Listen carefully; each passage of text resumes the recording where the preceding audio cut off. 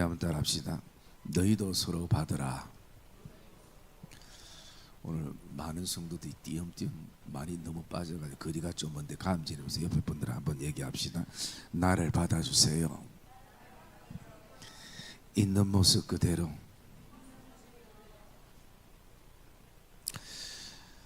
여러분, 우리가 지금 로마서 14장 15장을 이렇게 새벽에 계속 묵상하면서 거기에 반복되는 내용이 뭐냐면요, 교회 안에는 믿음이 강한 자가 있고 믿음이 약한 자가 있다라는 것입니다.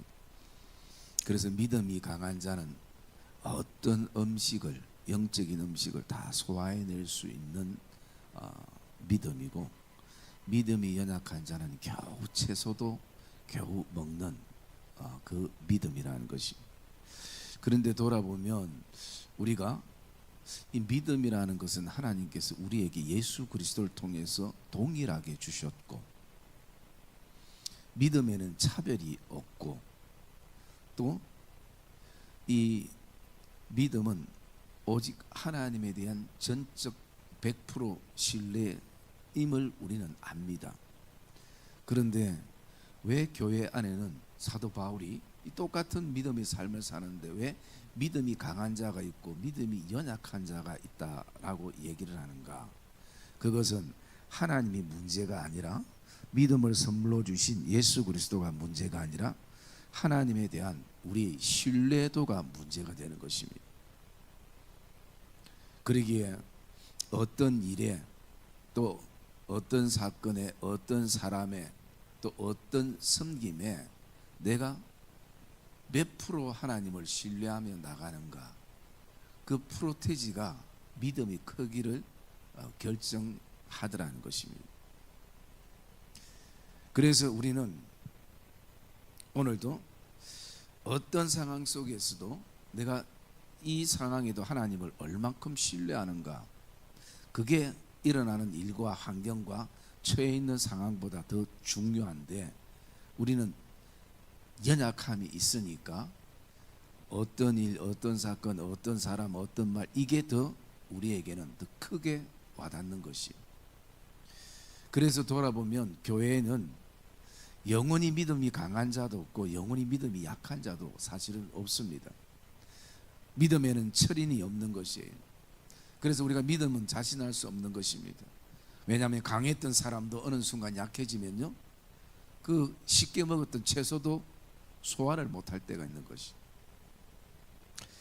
그렇기 때문에 우리가 이 믿음이라는 것을 어디서 정리해야 되는가? 하나님 앞에 서서 그분과의 관계성 속에서 다시 한번 정리를 해야 되는 것입니다. 그러면서 오늘 우리가 이 말씀 1절에서 3절까지는 오늘 새벽에 우리가 묵상했던 말씀입니다. 그것을 좀 요약하고 오늘 너희도 서로 받으라는 이 말씀을 가지고 또 기도의 제목을 삼으려고 합니다. 이 15장 1절에서 3절의 말씀을 묵상하면 어떤 의미가 있느냐면, 믿음이 강하다면 믿음이 강한 사람이 교회 안에서 해야 할 일이 있다라는 것입니다. 그 해야 할 일이 뭐냐? 첫 번째는 나보다 믿음이 약한 자의 약점을 담당해야 된다는 것이. 여러분, 사람은 누구나 장점이 있고 또 약점이 있습니다. 그러면서 제가 이 말씀을 묵상하면서 이 결혼 생활에 대해서 한번 생각을 해봤습니다. 여러분들이 결혼할 때에 물론 그 사람의 장점을 보고 결혼도 했지만 사실은 눈에 보이는 단점도 있었을 것입니다. 그런데 그 사람을 사랑하고 또 그 약점을 내가 보완해 줄 수 있다라는 마음이 있었기 때문에 사실은 결혼이 출발되는 겁니다. 여기에 나오는 어떤 단점은요, 성격적인 단점만을 말하지 않을 것입니다. 여러분, 이 결혼을 생각해 보면 단점이 성경적인 단점만 있겠습니까? 어떤 외모적인 단점도 있을 수 있고요, 배움의 단점도 있을 수 있고, 또 소유의 단점도 있을 수 있고, 그리고 또 나아가서 어떤 여러 가지 단점들이 있지만 내가 품을 수 있기에 우리가 이 결혼인 것이 성사되어지는 것입니다. 그래서 여러분, 오늘 이 믿음이 강한 자는 믿음의 그 약한 자의 단점을 내가 대신 담당하는 그 마음이 우리에게는 필요한 것입니다. 여러분, 사람이 계속 단점이 보여지면 어떻습니까? 지겹고 힘들고 짜증나고 원망스럽고 좀 없었으면 좋겠다라는 생각도 우리의 마음속에 들어요. 부부가 살다 보면 그런 생각들이 얼마나 많이 듭니까? 그러나 오늘 이 교회 공동체는 또 가정 공동체에서도 마찬가지지만 내가 좀 더 믿음이 강하다면 단점을 책임질 수 있는 거예요. 여러분, 지금 한국 교회가 가장 큰 문제가 뭐냐면요, 사건이 일어날 수 있습니다. 교회에는 왜? 사람들이 다 죄인들이 모인 곳이니까 그곳에 많은 일들이 일어날 수 있죠. 그런데 중요한 것은 책임지는 사람이 없다는 것이. 뭐 목사도 마찬가지고 또 교회를 대표하는 그 중직자들도 마찬가지고, 누구 하나 핑계는 많이 대고 피하고 싶은데 이게 내 잘못이라고 인정하고 그리고 책임지려는 사람이 없다는 거죠. 그래서 지금 교회가 크고 작은 게 문제가 아니라 그 안에는 굉장히 이 가슴앓이를 하는 거죠. 저도 이렇게 뭐 간간히 교회 소식을 듣는데요, 여러분, 교회가 40년 동안 이렇게 쭉 가다가 한순간에 교회가 깨어져 버리고 또 심지어 성도들이 다 떠나서 교회가 텅텅 비게 되고, 조금이라도 일찍 누군가가 서로의 단점을 책임지려고 하고 또 그것에 대해서 약점을 담당하는 누군가가 있다면 그렇게까지 아픔으로 흘러가지 않을 수 있는 것입니다. 이게 믿음이 강한 자들이 가져야 될 자세라는 거죠. 두 번째는요, 믿음이 강한 자들은 이웃을 기쁘게 하고 2절에 있는 것처럼 자기를 기쁘게 하지 않는다라는 것입니다. 그래서 여러분, 믿음이 강한 것을 자랑하며 무용담을 삼고 사는 것은 서로를 피곤하게 하는 것입니다. 믿음이 강한 자는 나의 기쁨보다 교회의 기쁨과 연약한 자의 기쁨, 그 기쁨을 바라보는 즐거움이 믿음이 강한 자들이 가질 수 있는 믿음의 어떤 자세일 수 있는 것입니다. 그래서 1절에도 믿음이 강한 자는 자기를 기쁘게 하지 않는다라는 것입니다. 여러분, 우리가 사도 바울의 삶 속에서 볼 수 있지 않습니까? 예수 그리스도의 삶 속에서 우리가 느낄 수 있지 않습니까? 그리고 세 번째로는요, 믿음이 강한 자는 2절에 있는 것처럼 항상 선을 이루고 덕을 세우도록 할지니라. 여기에 집중하는 것이, 선을 이루고 덕을 세우는 것. 이 동일한 말씀이 14장 우리가 지난 시간에 묵상했었는데요, 어디 있냐면은 14장 16절, 14장 19절 한번 읽어볼까요? 시작.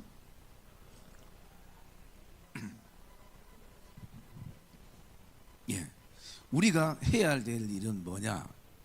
화평의 일, 서로 화평을 이루는 일에 힘을 써야 되고, 서로 덕을 끼치는 일에, 덕을 세우는 일에 힘을 써야 된다는 거죠. 믿음의 힘은 엉뚱한 데 쓰는 것이 아니라 오직 교회가 화평을 이루고 평화를 이루는 그 일에, 그리고 서로의 믿음의 덕을 세워 나가는 그 일에 우리가 힘을 쓰는 것이 믿음이 강한 사람들이 해야 할 일이기도 하는 것입니다. 그리고 네 번째, 우리가 기억해야 될 것은 3절에 있는 것처럼요, 오늘 믿음이 강한 사람은 끊임없이 예수 그리스도를 본받는 자로 서야 되는 것입니다. 그래서 오늘 예수님께서도 자기를 기뻐하지 아니했다. 제가 새벽에 그런 말씀을 드렸죠.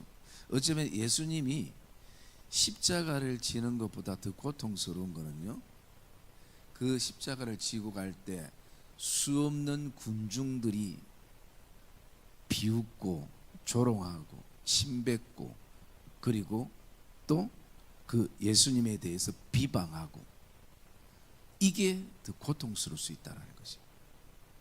여러분, 오늘 우리의 삶 속에 한번 돌아봅시다. 오늘 우리의 삶 속에서도 정말 지금도 힘들게 십자가의 형태와 모습은 다른다 할지라도 나름대로 그것을 지고 힘들게 골고다 언덕을 내 십자가라고 생각하고 올라가는 성도들이 있을 것인데, 이 십자가도 무거워 힘들어 감당이 안 되는데 더 힘든 것은 그것을 바라보면서 조롱하고 비난하고 춤뱉고 희롱하는, 여러분 그 군중의 사람들이 어떤 사람들입니까? 그 군중에 있는 사람들 가운데에 그들은 예수님 때문에 눈이 치료받고, 예수님 때문에 마른 뼈가 치료받고, 예수님 때문에 배고픔들이 채워졌던 군중들 안에 그런 사람들도 있었을 것이. 한마디로 주님의 은혜를 받았던 사람들도 있었을 것이. 그래서 우리는 오늘도 그리스도께서 왜 자기를 기쁘시게 하지 않았는가, 충분히 그렇게 하실 수 있는 분임에도 불구하고 라는 그 질문들을 우리는 매 순간마다 우리에게 던져볼 필요성이 있게 되어지는 것입니다. 그러면 우리가 이 모든 것들을 하고 싶은 마음은 저와 여러분들에게 다 있는데 생각대로 잘 안 된다는 게 문제죠. 내 생각대로. 여러분, 저도 목사지만은 지금까지 목회하면서 제 생각대로 된 적보다 사실은 돌아보면 안 된 적이 훨씬 더 많아요. 왜? 성도들은 기계가 아니기 때문에. 기계는 뭐 단순하잖아요. 그냥 기름만 칠하고 딱딱 해주면 뭐 기계는 소리 없이 그냥 돌아갑니다. 그러나 우리가 인격과 인격 안에는 내 생각대로 안 돼요. 우리가 그것을 먼저 인정을 해야 되는 것이. 이게 인정이 되지 않으면 힘들어질 수 있는 것이. 그러기에 우리가 이렇게 이런 일들을 행하려면 가장 오늘 그 7절까지 주제의 말씀이 뭐냐면 바로 이 말씀입니다. 우리 7절 한번 읽읍시다. 7절 말씀 시작.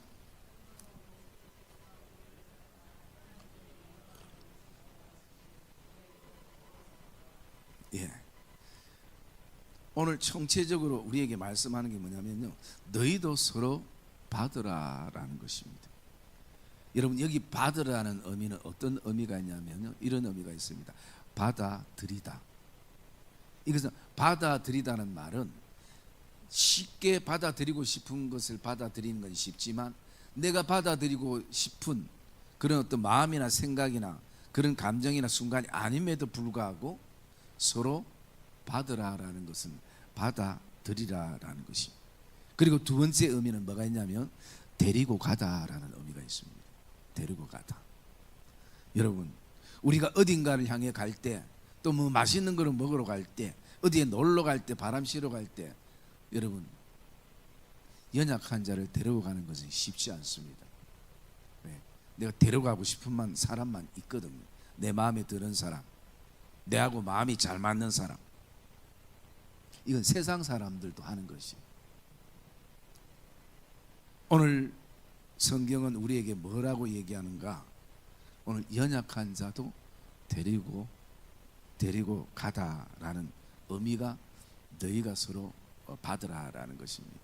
여기 받으라는 것은 그러면 결론으로 어떤 말씀을 말하고 있는가? 그것은 용납이라는 것이.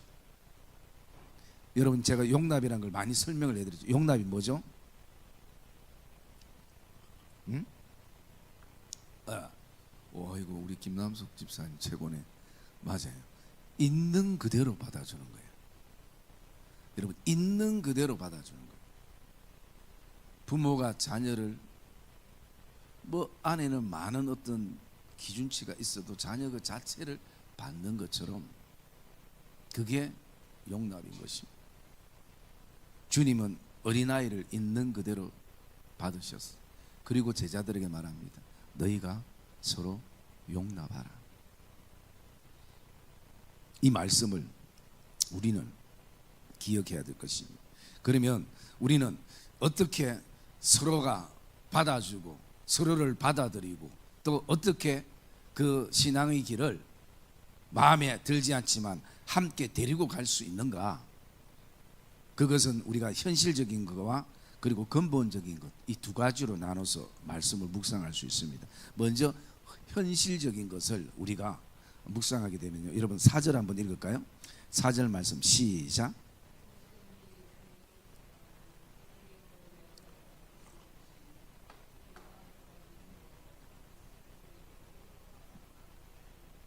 예, 우리가 서로 받아들이려면 첫 번째 현실적인 게 필요한 게 뭐냐면 오늘 말씀해 보니까요, 우리로 하여금 인내라는 것입니다. 인내해야 우리가 받아들일 수 있고 또 데리고 갈 수 있는 것입니다. 여러분, 제가 2007년도인가 8년도인가 예수전도단 훈련을 받고 17일 동안 그 스리랑카 선교를 갔다 왔었는데요. 그리고 우리 이제 거기에 훈련받은 목사님 사모님이 30 몇 명 가운데서 이제 두 팀으로 이렇게 나눠졌어요. 그래서 못 가는 분들 빼고 우리 한 팀은 스리랑카, 한 팀은 인도 이렇게 갔어요. 갔는데 지금이 벌써 20년이 훨씬 지났잖아요. 지금도 우리가 그 갔던 선교팀 8명은 최소한 2달이나 석 달에 한 번씩 아직도 20년이 지나도 모임을 합니다. 스리랑카 팀으로 해가지고. 그리고 서로 경조사도 왔다 갔다 하고 20년이 지나도 그렇게 해요. 그런데 그 인도 팀은 갔다 와서 다 완전히 풍지바석을 되었습니다. 왜 그런가? 그냥 앉아서 예배 때 예배 드리고 말씀 나누고 큐티하고 뭐 이럴 때는 별 문제 없거든요. 그런데 직접 선교 현장에 가서 선교를 하고 그리고 같이 자고 먹고 서로가 너무 강하니까 얼마나 많이 부딪히는지 갔다 와서요, 은혜 받은 것보다 은혜를 도로 잃어버린 것이 훨씬 더 많아가지고 갔다 오자마자 그냥 다 뿔뿔이 다 흩어져 버렸어요. 그러면 우리 스리랑카 팀은 사람들이 다 좋아서 그렇나? 사람들이 다 좋아서 그런 게 아니에요. 거기는 뭐가 있었냐? 서로를 위해서 참고 인내했던 게 필요했습니다. 좀 더 이해하고 좀 더 품고. 여러분 똑같아요. 우리가 뭐 예배 드릴 때 뭐 문제 있을 거 있습니까? 뭐 찬양이 은혜되니 안 되니, 목사님 설교가 은혜되니 안 되니 뭐 그 수준이죠. 뭐 크게 부딪힐 거 없잖아요. 그런데 섬기고 함께 활동하고 먹고 자고 하다 보면요, 거기에는 많은 감당하기 힘든 부분이 있을 수 있는 것이에요. 그래서 여러분, 서로를 받으려면 현실적으로 뭐가 필요한가? 우리에게 인내가 필요한 것입니다. 야고보서 4장 말씀인가 거기 나오는 것처럼 기도에도 인내가 필요하고, 그리고 누군가를 성숙시키고 세워가는데도 다른 게 필요한 게 아니라 인내가 필요한 것입니다. 금방금방 크고 금방금방 성장하면 얼마나 좋겠습니까? 여러분들도 그렇게 성장한 것처럼 느껴지죠? 아니에요. 참 오랜 시간이 걸리고 또 지금도 걸리고 있는 것이. 그래서 저는 그런 생각을, 우리 교회 성도들을 바라보면, 오늘 내가 주일날 설교해야 될 내용들이 지금 조금씩 나오고 있는데 나중에 주일날 반복돼도 여러분 이해하시기 바랍니다. 여러분, 우리 교회 성도들의 개개인을 보면 다 순하고 다 괜찮은 것 같아요. 그런데 모아놓으면 안 되는 거예요. 그래서 내가 그중에 뭐 대단한 사람이 있나 쳐다보면요, 대단한 사람도 없어요. 뭐 뛰어난 사람 있는가 쳐다봐도 뛰어난 사람도 없습니다. 그런데 한마디로 뭐 하느냐? 도토리 키재기를 하고 있는 거예요. 그 얼마나 그 모습이 하나님 보실 때에 얼마나 안타깝겠습니까? 저 에너지를 다른 곳에 쓰면 영혼을 살릴 수 있고 또 연약한 자들을 세울 수 있는데, 여러분 우리에게도 동일하게 그런 마음이 들지 않습니까? 그래서 여러분 우리가 오늘 말씀처럼 나만 받는 게 아니라 너만 받는 게 아니라 우리가 서로 받으라는 것이. 그럴 때에 받을 수 있는 현실적인 것은 인내인 것이. 여러분 신앙은 인내인 것입니다. 우리가 응답받는 기도도 뭡니까? 인내인 거죠. 특히 여러분 우리가 힘든 게 사람에 대한 인내잖아요. 그런데 그것을 통해서 하나님이 나를 다듬어 가시는 것이. 그거 아니면 내가 잘 느끼지 못할 때가 많은 것이. 자, 그리고 두 번째 현실적인 게 뭐냐면요, 4절에 있는 것처럼 성경의 위로라는 것입니다. 하나님의 말씀이 나를 위로한다라는 것이. 여러분 성경의 인물들을 이렇게 돌아보면요, 참 그 관계성 속에서 많은 힘든 시간을 보냈던 대표적인 사람이 있다면 다윗이 있을 수 있습니다.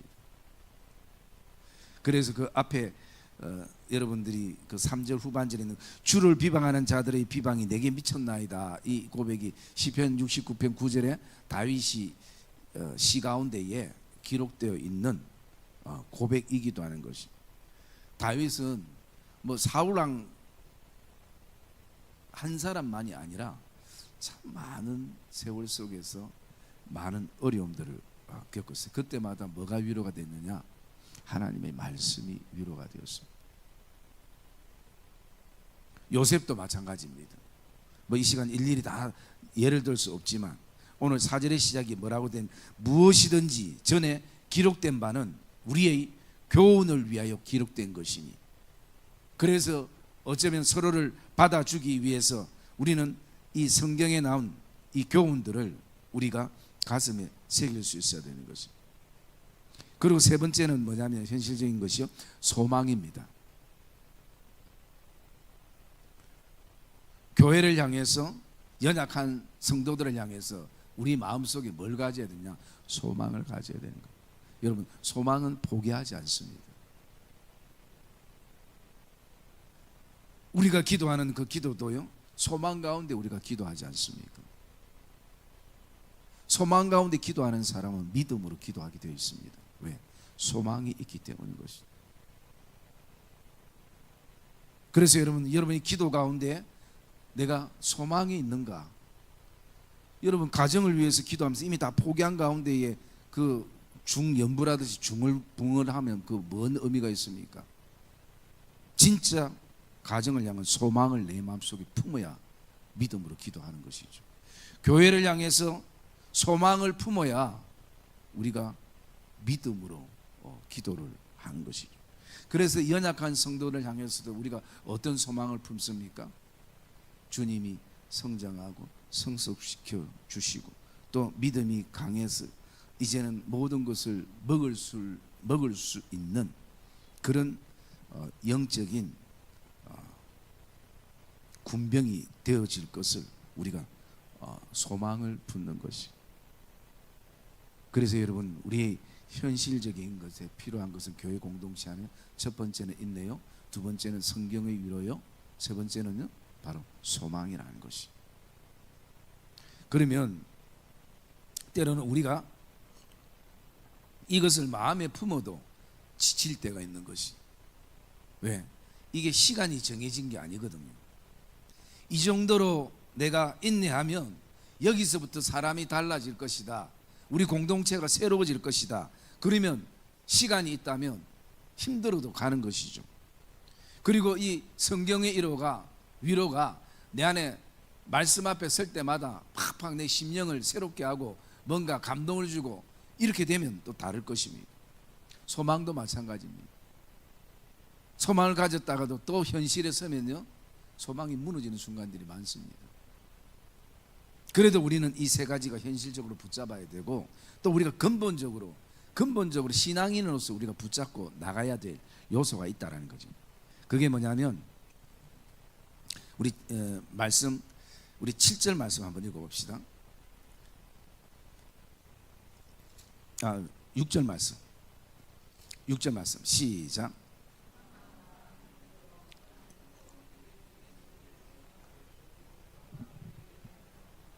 예. 근본적으로 우리가 뭘 생각해야 되냐면 하나님의 영광을 생각해야 되는 것이. 여러분, 우리의 사람의 존재의 목적의 이유는 하나님의 영광인 것입니다.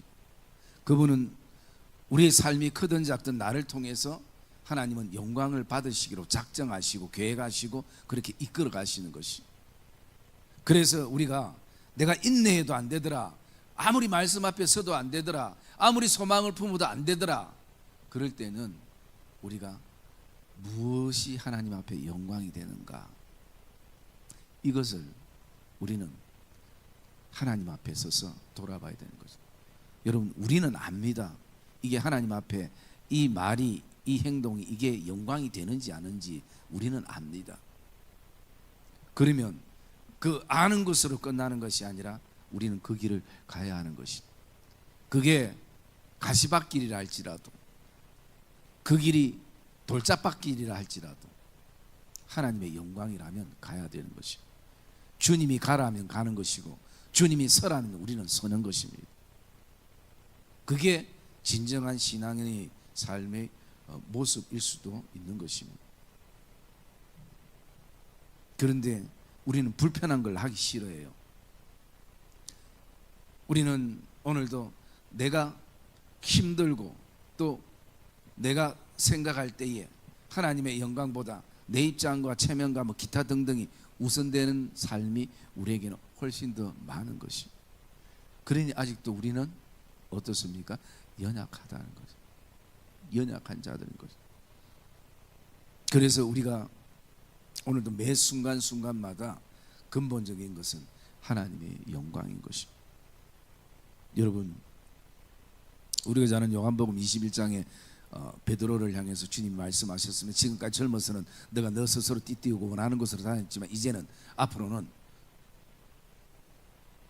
누군가가 너를 띠띠우고 원하지 않는 곳에 데려가리라.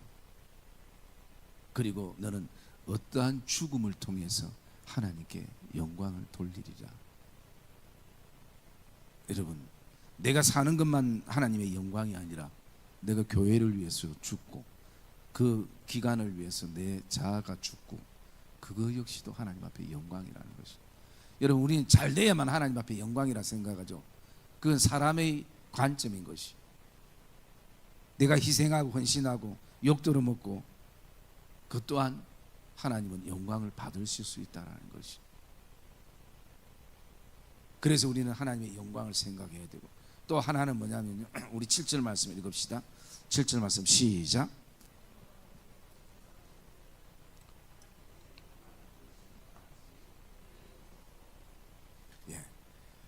근본적인 게 뭐냐면요, 한번 따라합시다. 그리스도께서 우리를 받아, 그리스도께서 나를 받아. 이게 근본적인 겁니다. 그리스도께서도 나를 받으셨다는 것이. 여러분, 그리스도께서 나를 왜 받으셨을까요? 그리스도께서 나를 어떻게 받으셨을까요? 그 많은 단점이 있는 저를, 믿음이 강한 것처럼 보여지도 너무나 연약한 저를, 결정적인 순간에는 내 고집과 아집과 내 생각을 뿌리치지 못한 이런 나를, 내가 뭐 말씀을 안 읽습니까? 기도를 안 합니까? 그런데 그게 내 모든 신앙에 어떤 연결이 되어지는가? 그래서 여러분, 우리가 돌아보면요, 우리가, 저도 그렇고 여러분들도 그렇고, 다시 한번 하나님 앞에 우리가 서야 될 것은 삶 따로, 기도 따로, 말씀 따로, 이게 다 따로가 되어지면 결코 안 되는 것이. 이게 연결이 돼야죠. 여러분, 오늘 우리가 기억해야 될 것은 그리스도께서 나를 받으셨다. 거기에는 뭐 어떤 우리가 대꾸나 질문이나 이유나 없습니다. 왜? 그래도 내가 나를 잘 알잖아요. 이런 나를 위해서 주님이 나를 받으셔서 나를 받아가지고 하나님께 영광을 돌리신 같이 너희도 서로 받으라, 그렇게 말씀을 하고 있습니다.